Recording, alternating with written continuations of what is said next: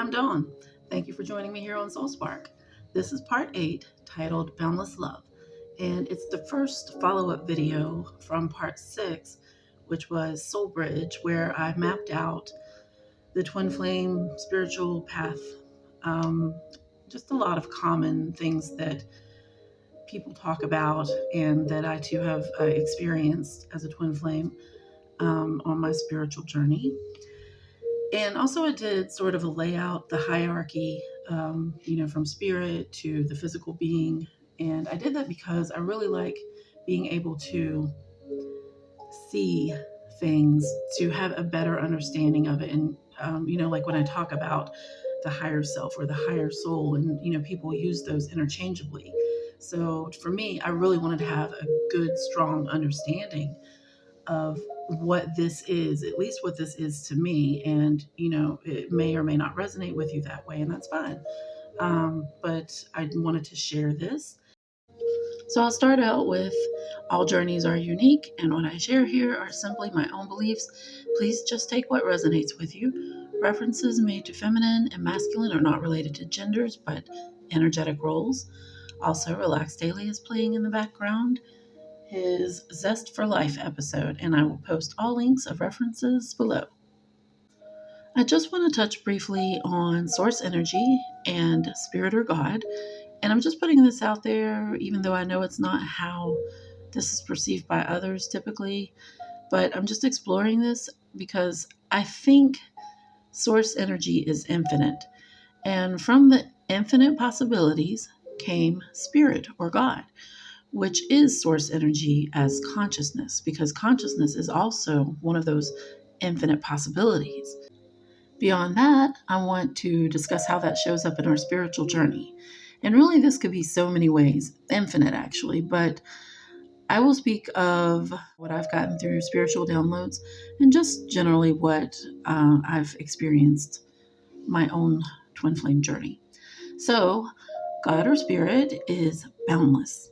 And really just let that word sink in. Really think about it. Like, it can't be contained. It's infinite. And that word is one we use a lot, but it's so hard to wrap our minds around what it truly is. And with that, every possibility exists, has existed, or will exist. It already is. So also, God is unconditional love.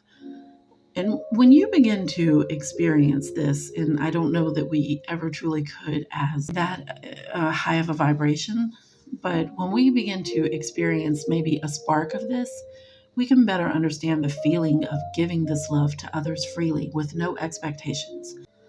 It's love at such a powerful frequency that it cannot be contained. So to say, it is so pure that it must be shared. Being at that highest vibrational frequency is love as we know it, and it's meant to be shared.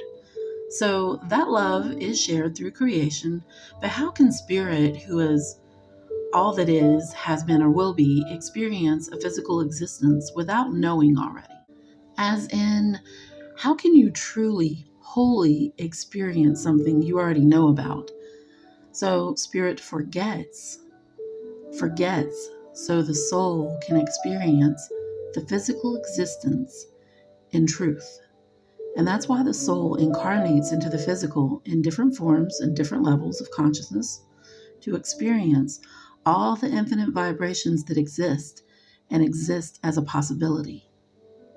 And that leads to something I discussed in part 6 already, and I'm probably going to discuss this in different ways in each follow-up video because I think it is so important to understand what I believe is one of the pillars that this journey is built on.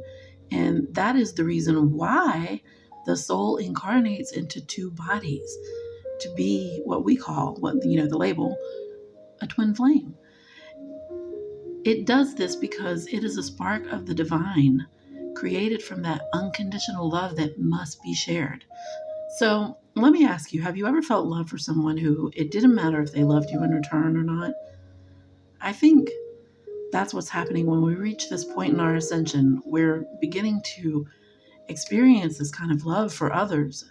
I've noticed it in myself with people I hardly know, like some of my coworkers, for example. And it's like I can see past their personality and see them for who they are at the soul level. But this is why I believe the soul incarnates into two bodies, so it can experience that ultimate love through loving self and also being able to love self and another who is someone we have typically been conditioned against through societal views and behaviors. And I think there can be no greater love in loving God, but also yourself, because you are a spark of the divine. And with the twin flame, when you come into soul alignment, you're aligned with those divine energies of the soul, the yin, the yang, the divine feminine, divine masculine energies. And you are that love, which must be shared. And it can be emotional love. It's definitely spiritual love. But I think when you have that love for yourself and it resonates with you in another body who shares your soul's core frequency, I think that is boundless love.